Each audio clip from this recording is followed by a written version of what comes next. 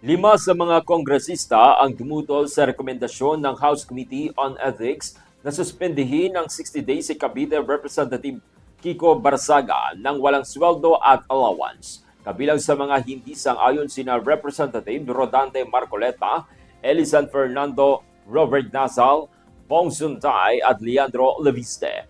Para kay Leandro Leviste, may mas seryosong issue na dapat unahin ng Kamara, lalo na mga aligasyon sa isa pang kongresista na hindi na nabibigyan ng sapat na atensyon. Bagamat hindi niya pinangalanan, tinutukoy ni Leviste si CWS Party List Representative Edwin Garjola na una na niyang inakusahan na sangkot sa pag-pre-order umano ng DPWH projects. Narito ang kanyang pahayag. Ko ay no, lalo na dahil inuuna natin ang kaso niya kaysa sa mga mas seryosong isyong kinakaharap ng isa sa mga kasamahan natin. Isang kapwa kong Batanggenyo na nandito ngayon na bumoto sa kaso ni Congressman Barzaga.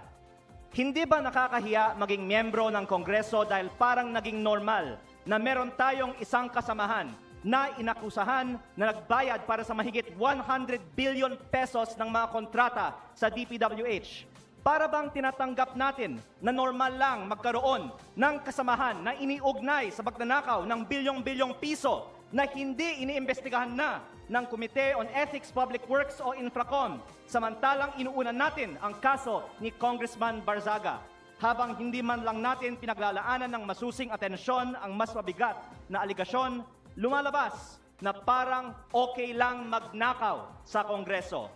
Nakatala na sa kasaysayan na sa gitna ng matinding kontrobersiya sa korupsyon, ito ang inuna ng Kongreso at parang lang walang mali sa ginagawa ng isa sa ating kasamahan at tayo mismo ay ngayon sumisira sa imahe ng Kongreso.